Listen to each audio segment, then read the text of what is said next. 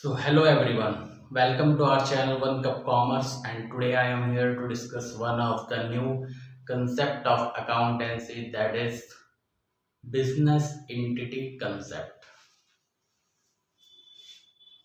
Business entity concept, इसको हम लोग एक और नाम से जानते हैं, और सेपरेट एंटिटी कंसेप्ट। ठीक, बिजनेस एंटिटी कंसेप्ट होता क्या है?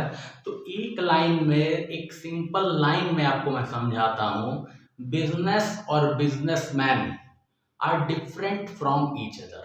ठीक है, बिजनेस और बिजनेसमैन का किया हुआ बिजनेस, जैसे अगर मैं बात करूं टाटा कंपनी की, तो sir Ratan Tata and the company Tata is different from each other. ठीक है, तो मैंने क्या बोला?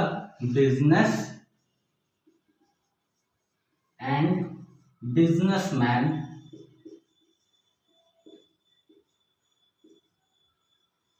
are different from each other। ठीक, आपको बैलेंस शीट का फॉर्मेट पता होगा। बैलेंस शीट में हमारी दो साइड होती हैं, ये लायबिलिटी साइड होती है, ठीक है, और ये एसेट्स साइड होते हैं। एसेट्स में फिक्स्ड एसेट्स और करेंट एसेट्स, ये दोनों को ऐड करते हैं तो टोटल एसेट्स पता चलता है। और लायबिलिटी में एक वर्ड आता है कैपिटल, और लॉन्ग टर्म लायबिलिटी और शॉर्ट टर्म लायबिलिटी, ये चीज आती है ना। तो ये दोनों तो क्या है? आउटसाइड लायबिलिटीज है, मतलब कि लॉन्ग टर्म लायबिलिटी और शॉर्ट टर्म लायबिलिटी, ये दोनों लायबिलिटी है। लेकिन इसका नाम क्या है? कैपिटल। और कैपिटल मतलब क्या होता है? पूंजी। अब आपको ये आपके दिमाग में आ रहा होगा कि भाई पूंजी है तो जिम्मेदारी साइड क्यों? ठीक है, पूंजी है तो जिम्मेदारी साइड आखिर क्यों दिख रहा है बैलेंस शीट में? तो अब ये समझिएगा बात। जैसे बिजनेसमैन अगर पैसा अपना कहाँ रखा है? बैंक में रखा है, तो बैंक से बिजनेसमैन की क्या एक्सपेक्टेशन होती है कि बैंक उसको कमा के उस पैसे पे इंटरेस्ट, जो भी फिक्स्ड रेट ऑफ इंटरेस्ट है वो दे। ठीक, जैसे जाते हैं ना डिपॉजिट करते हैं, तो सेविंग अकाउंट है तो सेविंग अकाउंट 3%, ऐसे अलग अलग बैंक का अलग अलग रेट ऑफ इंटरेस्ट होता है ना, तो उस हिसाब से हम लोग क्या करते हैं, वो पेमेंट करते हैं। ठीक है, लेकिन वो पैसा बिजनेसमैन बैंक से निकाल के अपना कहां पे लगा रहा है, कहां पे इन्वेस्ट कर रहा है उस पैसे को? बिजनेस में।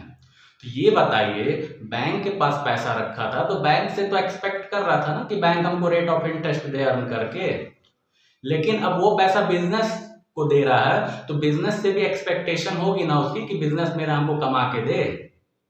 ठीक है, और बैंक में पैसा रखा है तो जब मन तब वो बैंक से निकाल सकता है। इसी तरह वो बिजनेस में लगाया तो बिजनेस से भी जब मन तब विड्रॉ कर सकता है वो पैसा।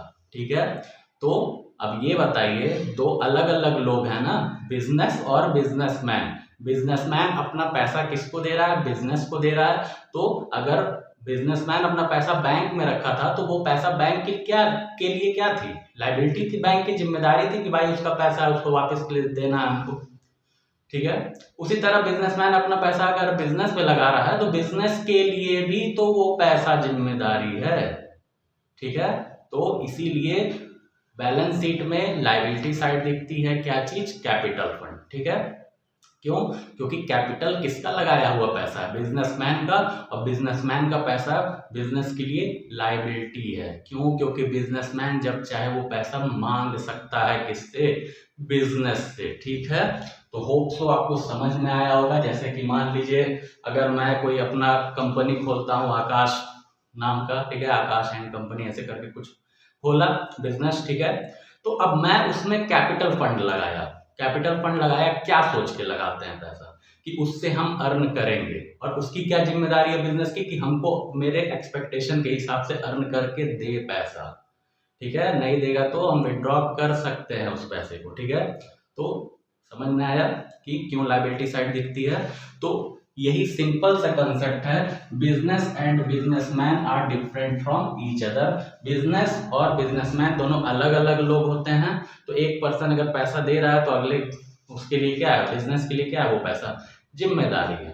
ठीक है, होप सो आपको समझ में आया होगा मैं क्या बताना चाह रहा था। हाँ, ठीक है, तब तक के लिए धन्यवाद। बाय, कीप वॉचिंग एंड अगला कंसेप्ट अगले लेक्चर में देखते हैं। Bye bye.